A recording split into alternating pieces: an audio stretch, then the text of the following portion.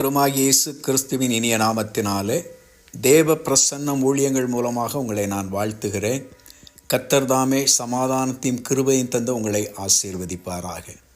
இந்த நாள் சிறிது நேர தியானத்திற்கென்று நான் எடுத்துக்கொண்ட வேத பகுதி ஏசாயா தீர்க்கதரிசியின் புத்தகம் 26ஆம் அதிகாரம் 3வது வசனம். வேதம் சொல்லுகிறது, தேவனை உறுதியாய் பற்றி கொள்கிற மனதை உடையவன் அவரையே நம்பியிருக்கிறபடியினாலே அவனை பூரண சமாதானத்தோடு காத்துக்கொள்வான். தேவன் தன்னை நம்பியிருக்கிற மனிதனை பூரண சமாதானத்தோடு காத்துக்கொள்கிற ஒரு ஆண்டவர். மனிதனுடைய வாழ்க்கை நிறைவு என்பது பணத்திலே அல்ல, தேவன் அருளுகிற சமாதானத்திலே இருக்கிறது. இன்றைக்கு பணத்தை கொண்டு வாழ்க்கையை முழுமைப்படுத்த நினைத்து மனிதன் வாழ்க்கையிலே தோல்விகளை சந்தித்து கொண்டிருக்கிறான். ஒருவேளை பணத்தை கொண்டு அரண்மனை போல வீட்டை வாங்கினாலும் அதை ஆண்டு அனுபவிக்கிற சமாதானத்தை இயேசுதான் கொடுக்க வேண்டும். ஒருவேளை மனிதன் பணத்தை கொண்டு அலங்காரமான கட்டில்களை வாங்கினாலும் நிம்மதியான தூக்கத்தை கர்த்தர்தான் தர வேண்டும். ஆகவே வாழ்க்கையின் முழுமை என்பது தேவன் அருளுகிற சமாதானத்தினர் இருக்கிறது. எனவேதான் நீதிமொழிகளின் புத்தகம் 17ஆம் அதிகாரம் 1வது வசனம் சொல்லுகிறது, வேதனையோடு கூடிய அநேக பொருட்களை காட்டிலும் அமெரிக்கையோடு கூடிய கொஞ்ச பொருளே உத்தமம். எனவேதான் ஒவ்வொரு கிறிஸ்தவ திருமணங்களிலும் ஒரு சங்கீதம் வாசிக்கப்படுகிறது. அது என்ற சங்கீதம்? 128வது சங்கீதம்.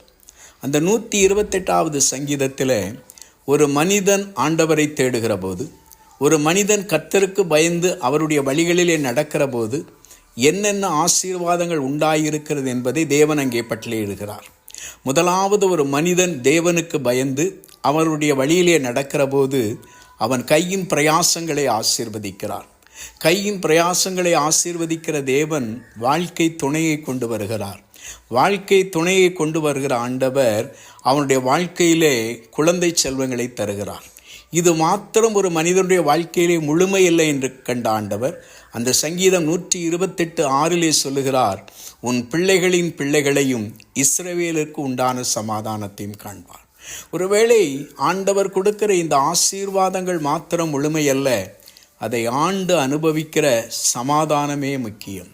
ஒருவேளை இந்த சத்தத்தை கேட்டுக்கொண்டிருக்க நீங்கள் யாராவது உலகத்தின் வழிகளிலே சென்று சமாதானத்தை இழந்து தவிப்பீர்கள் என்றால், இன்றைக்கு ஆண்டவர் மீது நம்பிக்கை வைத்து நீங்கள் ஆண்டவரண்டை திரும்புகிற போது அவர் உங்களை பூரண சமாதானத்தோடு காத்து கொள்கிற ஒரு ஆண்டவர்.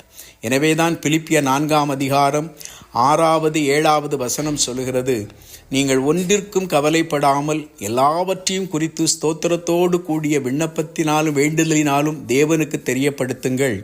அப்பொழுது எல்லா புத்திக்கும் மேலான தேவ சமாதானம் கிறிஸ்து இயேசுவுக்குள் உங்கள் சிந்தையை காத்துக்கொள்ளும்.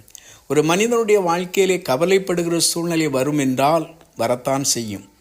ஒருவேளை அந்த கவலைகளை நான் எப்படி மேற்கொள்ளுகிறேன் என்பதுதான் முக்கியம். ஒரு விசுவாசியுடைய வாழ்க்கையிலே, ஒரு மனிதனுடைய வாழ்க்கையிலே கவலை வருகிற போது அந்த கவலைக்கு அவன் இடம் கொடுத்தால் நீதிமொழிகள் 12:25 படி அவனுடைய இருதயத்தை ஒடுக்கி அவனுடைய வாழ்க்கையை முடக்கி போடுகிறது. ஆனால் அதே வேளையிலே கவலைப்படுகிற ஒரு சூழ்நிலை வருகிற போது, என் வாழ்க்கையை நான் கவலையை எதிர்கொண்டு நிற்கிற போது, நான் ஆண்டவரை தேடுகிற பிள்ளையாயிருக்கிற போது, நான் எல்லாவற்றையும் குறித்து ஸ்தோத்திரத்தோடு கூடிய விண்ணப்பத்தினாலே தேவனுக்கு தெரியப்படுத்துகிற போது, எல்லா புத்திக்கும் மேலான தேவ சமாதானம் என் இருதயத்தை சிந்தையை கிறிஸ்து இயேசுவுக்குள்ளாக காத்துக்கொள்ளும். அப்படிப்பட்ட ஒரு அனுபவத்திலே தான் அன்னாள் கடந்து வந்தாள். அவளுக்கு பிள்ளை இல்லாதிருந்தது. அவளுடைய சக்களத்தியாக இருந்த பெனினாளுக்கோ 10 பிள்ளைகள் இருந்திருக்க வேண்டும். அப்படித்தான் நாம் யூகிக்க வேண்டியிருக்கிறது. பழைய ஏற்பாட்டு காலத்திலே குழந்தை இல்லாதது மலட்டுத்தன்மை என்பது தேவனுடைய சாபம் என்று கருதப்பட்ட காலம். ஆகவே மிகவும் வேதனையும் கவலையும் உள்ள ஒரு வாழ்க்கை வாழ்ந்த அன்னாள் ஒரு நாளிலே தேவனை தேடி போனாள். தேவ சமூகத்திலே தன் இருதயத்தை ஊற்றி ஜெபித்தாள். வேதம் சொல்லுகிறது, அதற்கு பின்பு ஒரு நாளும் அன்னாள் துக்கமுகமாயிருக்கவில்லை.